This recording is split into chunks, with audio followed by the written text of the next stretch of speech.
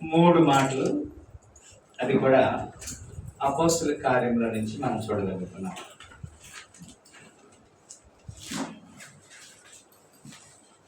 అపోస్తుల కార్యములు 8వ అధ్యాయము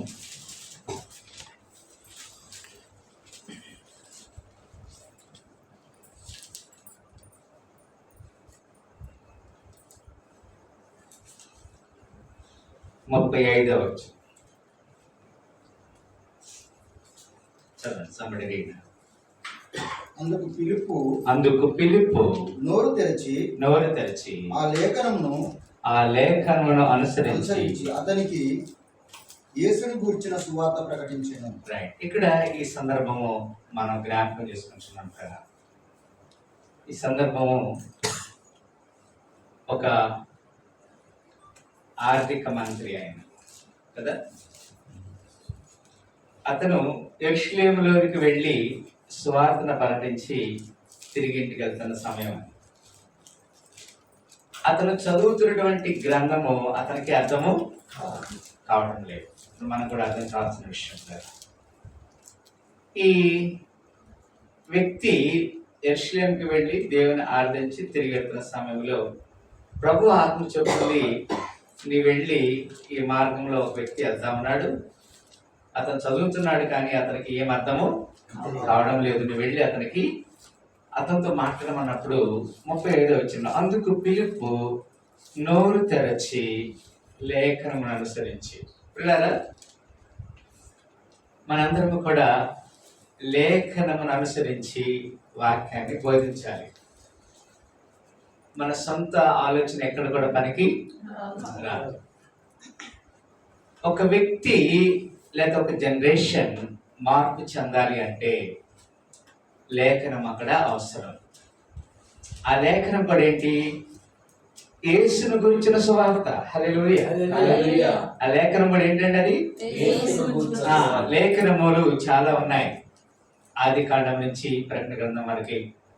ఇప్పటికీ చాలా మంది ఈ దినములో నేటి నూతన నిబంధన సంఘంలో మనం చూసినప్పుడు ప్రకటన గ్రంథాన్ని పట్టించుకోరు కొంతమంది, లేకపోతే పాత నిబంధనని మొదటి 5 పుస్తకాలు మరి వాటిని ధర్మశాస్త్రంతో ధర్మశాస్త్రంగా నేటికి మరి యూదులు అనుసరిస్తున్నారు. తర్వాత ఈ అరబ్బులు అనుసరిస్తున్నారు. మహమ్మదీలు కూడా చెప్పచ్చు. అరామిక్ మాట్లాడేవారు కాబట్టి అరబ్బులు అని చెప్తున్నారు. ఈ రోజున వాళ్ళు ఉన్నారు కదా. మనం అర్థం చేసుకోవాల్సిన విషయం, ఈ మొదటి పాత నిబంధన పట్టించుకునే వారు ఉన్నారు, ప్రకటన గ్రంథాన్ని పట్టించుకోకుండా మధ్యలో కొన్ని పుస్తకాలు మాత్రమే తీసుకునేవారు కొంతమంది ఉన్నారు. నేటి మన దినములో మనం చూసినట్లయితే ఎస్పెషల్లీ మన దినములో మనం చూసినప్పుడు సువార్తల మీద ఎక్కువగా ఆలోచన కలిగిన వారు ఎర్లీ సంఘములు, ఆది సంఘములో ఉన్నారు. నేటి మన దినాల్లో మనం చూసినట్టయితే ఎక్కువగా మన వారు ఎక్కువగా లేఖనాల్లో అంటే పౌలు గారు రాసినటువంటి ఉత్తరాల మీద ఆధారపడి ఉన్నాం. రైట్, నేను కూడా దాంట్లో ఒక వ్యక్తినే. ఇప్పుడు మనం చదువుతున్న వాక్య భాగము అపోస్తుల కార్యం. ఎవరు అపోస్తులు? అపోస్తులు ఎవరంటే యేసుక్రీస్తు వారి యొక్క శిష్యులు, యేసుక్రీస్తు వారి చేత పంపబడిన వారుగా మనం చూడగలుగుతున్నాం కదా. ఇక్కడ మనం చూస్తున్నాం కదా, ఈ 36వ వచనంలో, వారు త్రోవలు వెళ్ళిచుండగా నీళ్లున్న ఒక చోటికి వచ్చినప్పుడు నపుంసకుడు, ఇదిగో నీళ్లు, నాకు బాప్తిస్మం ఇచ్చుటకు ఆటంకమేమని అడిగి రథం నిలుపమని ఆజ్ఞాపించాను. ఇక్కడ మనం చూస్తున్నాం కదా, ఒక అన్యుడు లేఖనాన్ని చదువుతున్నాడు. అపోస్తులుడు అనగా ఫిలిప్ ఎవరు? యేసుక్రీస్తు వారి చేత పంపబడిన శిష్యుడే, అపోస్తులుడే. ఆయనకి దేవుని వాక్కు వెళ్ళింది. ఒక వ్యక్తి దారిలో వెళ్తా ఉన్నాడు, వాక్యం చదువుతున్నాడు, కానీ అతనికి ఏమర్థము కావడం లేదు. ఈ రోజున చాలా మంది సంఘాలకు వస్తున్నారు, వాడు తిరిగి వెళ్తున్నారు. వెళ్ళే సమయంలో వాడికి వాక్యము అర్థము కావడం లేదు. ఈ వాక్యం అర్థం కావాలంటే మనము కూడా ప్రార్థన జీవితం కలిగి ఉంటే దేవుడు మనల్ని వాడుకుంటాడు. ఆమె చెప్పండి హల్లెలూయా. దేవుడు మనల్ని వాడుకుంటాడు కదా. Right, this is one reference. రెండవదిగా నేను ఇంకొక మాట కూడా చెప్పాలని ఆలోచన కలిగి ఉన్నాను. ఇది అపొస్తలుల కార్యములు 1:36 అయిపోయింది కదా, 35-36. రెండవ రిఫరెన్స్ మనం చూసినట్లయితే అపొస్తలుల కార్యములు 9వ అధ్యాయం. అపొస్తలుల కార్యములు 9వ అధ్యాయం అంటే దాని తర్వాతే కదా.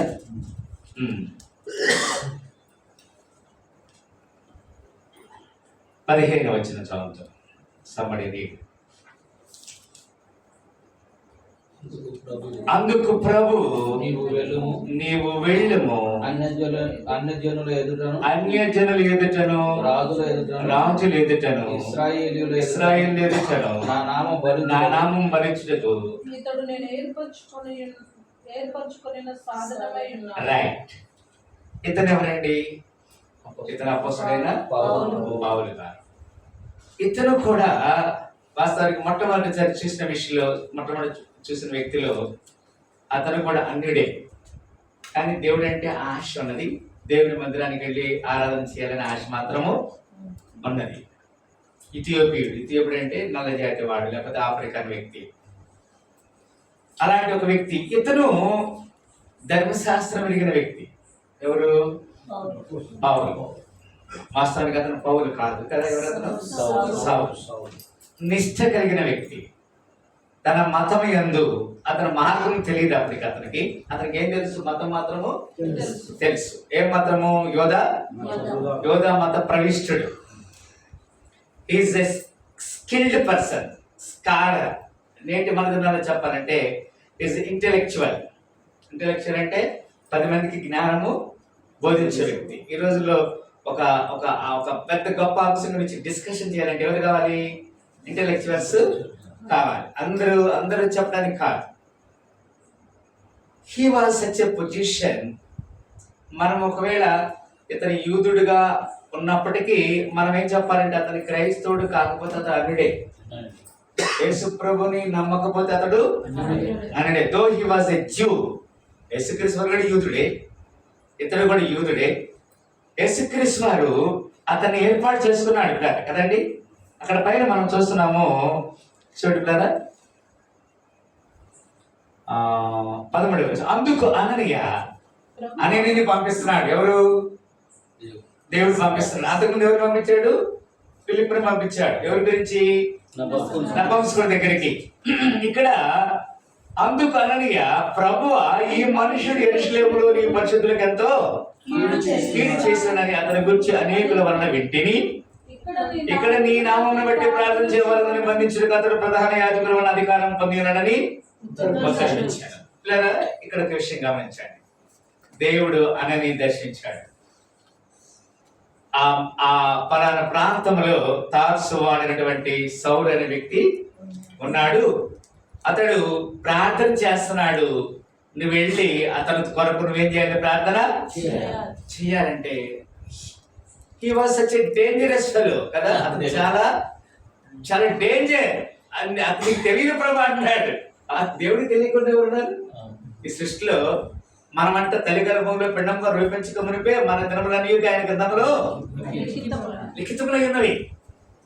ఆయనకి తెలియదు ఏది లేదు దాని సృష్టిలో. కానీ ఇక్కడ అంటున్నాడు కదా, అన్నీ చెప్తున్నందుకు ఏంటన్నాడు యేసుక్రీస్తు, అందుకు ప్రభు నువ్వు వెళ్ళము, అన్ని జనులు ఎదుటను రాజులు ఎదుటను ఇశ్రాయేలు ఎదుటను మా నామం భరించు నేను ఏర్పరచుకున్నా.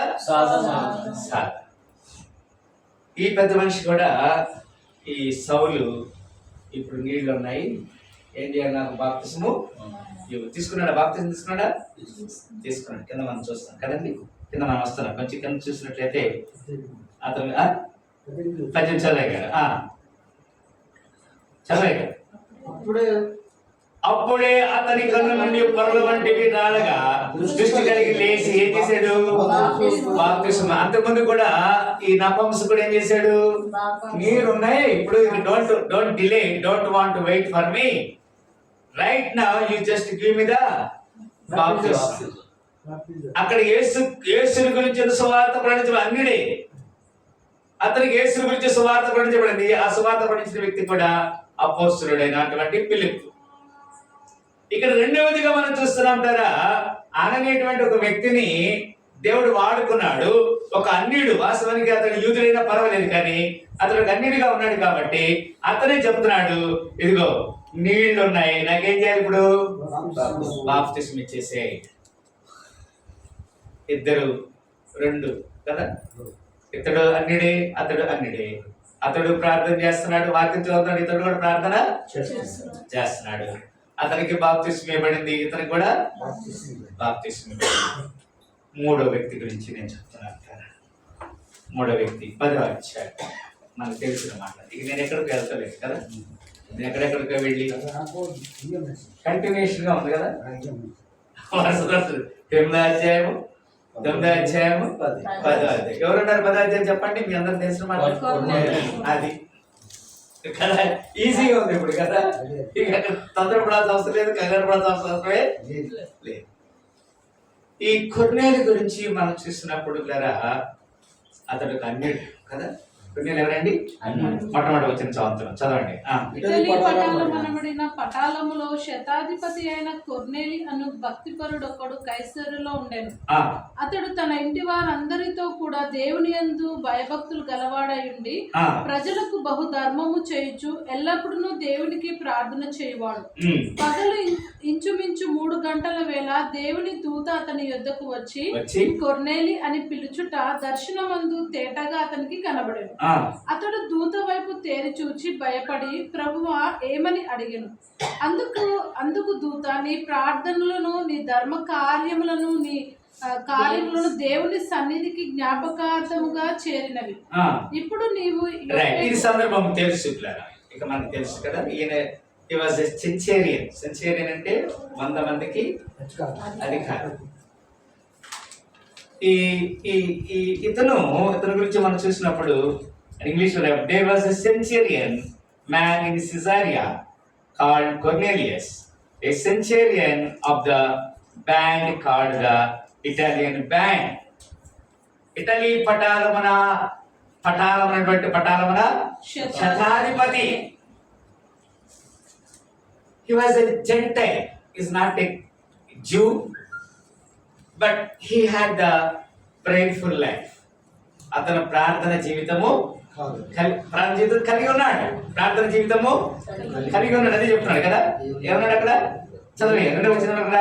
అతడు తన ఇంటి వారందరితో కూడా దేవుని యందు వాస్తవానికి అన్యుడు, కానీ ఎట్లా ఇలాంటి వారు ఇప్పుడు లోకంలో ఉన్నారు కదా. ఆమె చెప్పిన హల్లెలూయా. So many people, such a persons are there. They don't know who is God, real God also. But they are praying. Simply they are praying. ప్రార్థన చేస్తా ఉన్నారు. అలాంటి వారి దగ్గరికి దేవుడు మనల్ని పంపిస్తున్నాడు. ఇక్కడ ఉన్న మనందరికి ఎవరు ఇచ్చారండి? ఇప్పుడు ఎవరి దగ్గరికి పంపిస్తున్నాడు? ఇప్పుడు దేవుడు. ఎస్, కొర్నేలి దర్శనంలో చెప్పబడుతున్నాడు. ఇదిగో యొప్పే పట్టణంలో ఒక వ్యక్తి ఉన్నాడు. అతని దగ్గర ఎవరు యొప్పే పట్టణంలో ఉంది? పేతురు. రైట్. ఈ పేతురు గురించి వాస్తవానికి పేతురుకు ఒక ఆలోచన ఏముందంటే, I don't want to go for the Gentiles. నేను అన్యుల దగ్గరికి వెళ్ళను నేను కదా, దేవుని బిడ్డలకే నేను సువార్త చెప్తానటువంటి ఒక వ్యక్తి. అలాంటి స్టబర్న్ హార్ట్, రాతి హృదయం కలిగిన ఒక వ్యక్తి. ఇలాంటి వ్యక్తి యొప్పే పట్టణం, యొప్పే అంటే తూరు సీదోను ప్రాంతం కదా. యొప్పే పట్టణం అంటే అదొక అన్య ప్రదేశం. ఇప్పుడు అది గాజా ప్రాంతానికి సమీపంగా ఉంటుంది ప్రాంతం. అది కూడా నేటి మన దినంలో చూస్తే ఈ యొప్పే పట్టణంలో ఉన్న సమయంలో దేవుడు అతనికి దర్శనం కలిగిస్తున్నాడు. 4 చెంగుల్లో కలిగినటువంటి దుప్పటి ఆకాశం నుంచి కిందకి దిగుతుంది. ఆ దుప్పటిలో చతుష్పాద జంతువులు, వివిధ రకాల జంతువులు ఉన్నాయి. దేవుడు చెప్తున్నాడు వాటిని చంపుకొని తినమని చెప్తుంటే, ప్రభా నిషిద్ధమైనది నేను నా నోటికి ఎప్పుడు రానీయలేదు, అపవిత్రమైనది ఎప్పుడు తినలేదు అని చెప్తుంటే, నేను పరిశుద్ధపరిచిన తర్వాత నువ్వెవరివి అపరిశుద్ధపరచడానికి? ప్లీజ్ గో అండ్ ఈట్ కదా, వాటిని పోయి తినమని చెప్పాడు. ఆయన ఈ దర్శనం చూస్తున్న కొన్ని సెకండ్లోనే కదా ఇటలీ పటాలమైనటువంటి పటాలం దగ్గర నుంచి, కొన్నేళ్ళ ఇంటి దగ్గర నుంచి కొంతమంది భటులు వచ్చారు. నువ్వేనా చర్మకారుడు అయిన పేతురువి కదా? ఎస్, ఓకే, ప్లీజ్ మా యజమానుడు త్వరగా నేను తీసుకురమ్మంటున్నా. ఆమె చెప్తామా? హల్లెలూయా. గారు గమనించండి, ఈ పేతురు ఇంకా చెప్తున్నాడు, నువ్వు వాళ్ళతో వెళ్ళిపో, నువ్వు వేరే ఏం మాట్లాడుకున్న వాళ్ళతో వెళ్ళిపోమని దేవుని ఆత్మ చెప్తుంది. ఆయన వెంటనే everything he was set right and follow అయ్యాడు. అక్కడ జరిగిన విషయాన్ని మనం చదవమ్మా. ఇప్పుడు తర్వాత కింద చదవరా, తర్వాత చదవండి. ఆకాశము తెరవబడుటయు, నాకు చెంగులు పట్టి దింపబడిన పెద్ద దుప్పటి వంటి ఒక విధమైన పాత్ర భూమి మీదకి దిగివచ్చుటయు చూచెను.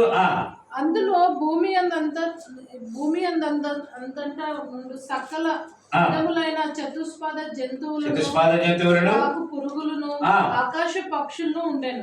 అప్పుడు పేతురు నీవు లేచి చంపుకొని తినమని ఒక శబ్దం అతనికి వినబడెను.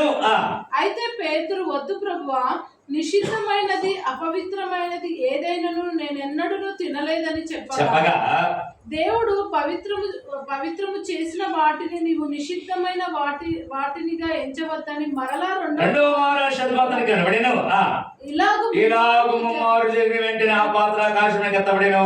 పేతురు తనకు కలిగిన దర్శనం ఏమేమై ఉండెనో అని తనలో తాను ఎటు తోచక ఉండగా, కొర్నేలి పంపిన మనుషులు సీమోను ఇల్లు ఏదని విచారణ తెలుసుకుని వాకిట నిలిచి వారికి ఇంటి వారిని పిలిచిరి. గమనించారు.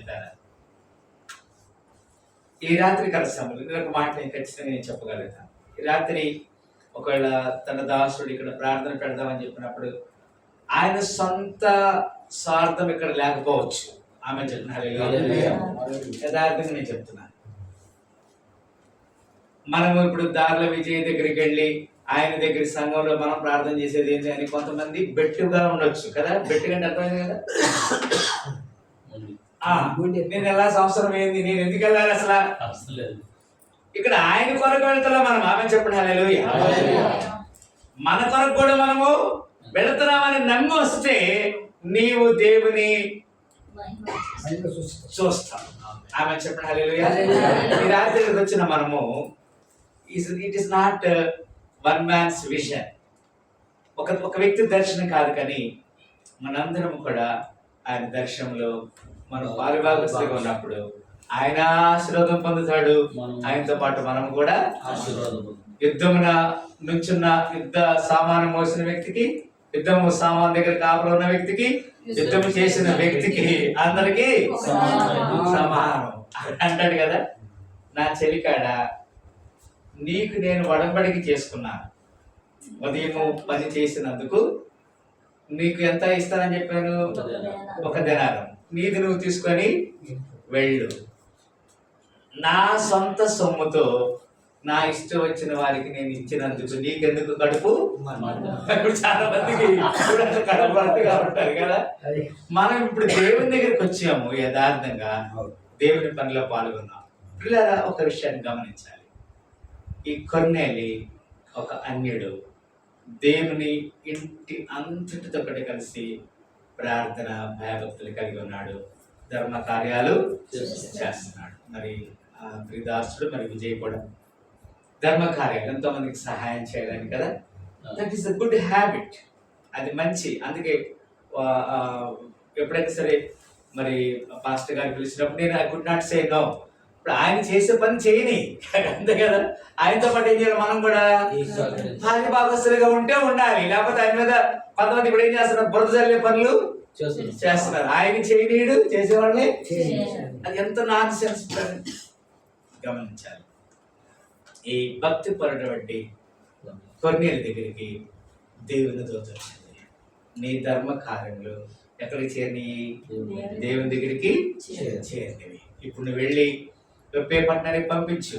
అక్కడ పేతురు ఉన్నాడు, పేతురు ఇచ్చాడు కదండి. కంటిన్యూ చేద్దాం, చదవమ్మా. అక్కడ పేతురు వర్స్ 18.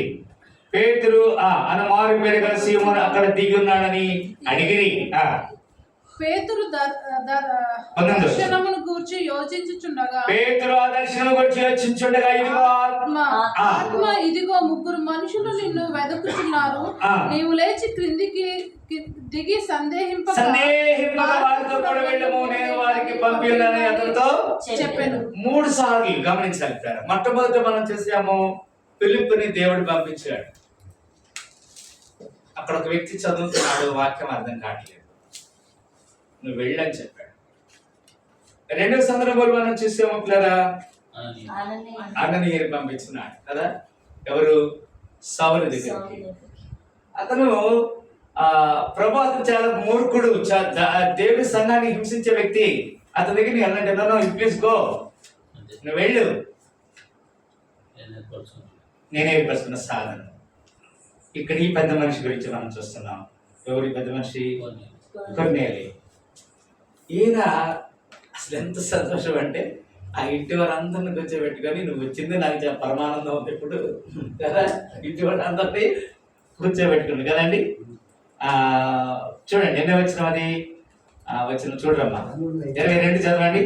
అందుకు వారు నీతిమంతుడును దేవునికి భయపడేవాడును యూదులందరి వలన మంచి పేరు పొందిన వాడునైనా శతాధిపతి కొర్నేలి అని ఒక మనుషుడు ఉన్నాడు.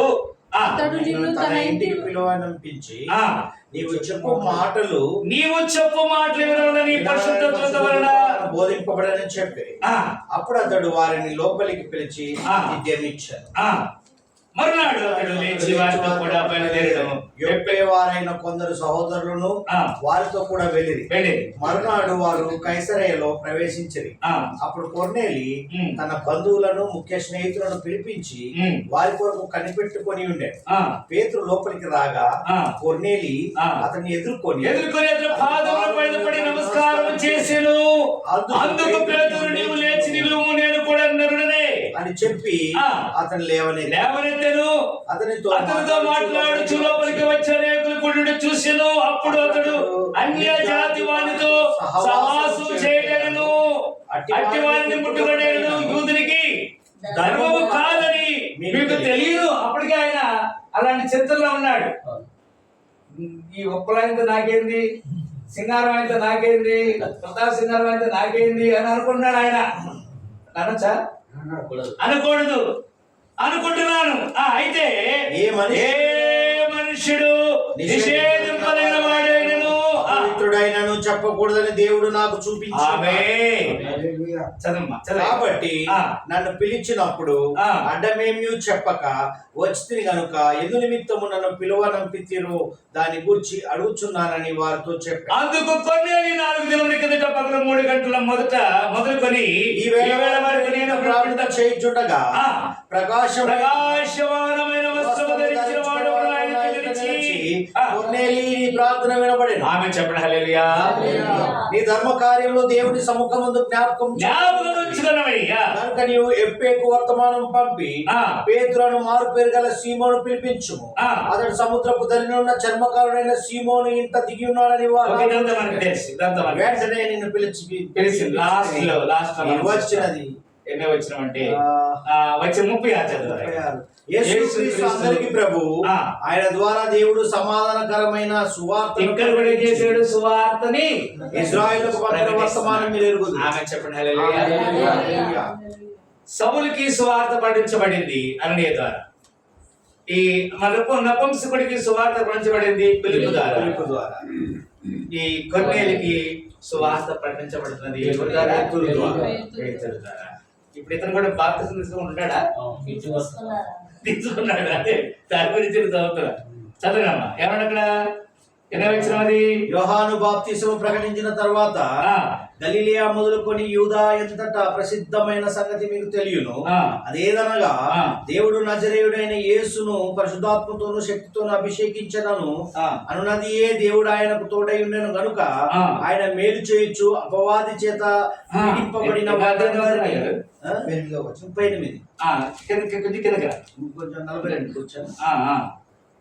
ఆయన ప్రత్యక్షముగా కనపడినట్లు అనుగ్రహించను. ఇదిగాక దేవుడు సజీవులకు పేతురు ఈ మాటలు ఇంకా చెప్పుచుండగా అతని బోధ విన్న వారందరి మీదకి పరిశుద్ధాత్మ దిగెను. సున్నతి పొందిన వారందరిలో పేతురుతో కూడా వచ్చిన విశ్వాసాలు జనుల మీద సైతము కుమ్మరింపబడుట చూచి విభ్రాంతి నొందిరి. ఏలైనగా వారు భాషలతో మాట్లాడుచు దేవుని కనపరుచుండగా వినిరి. అందుకు పేతురు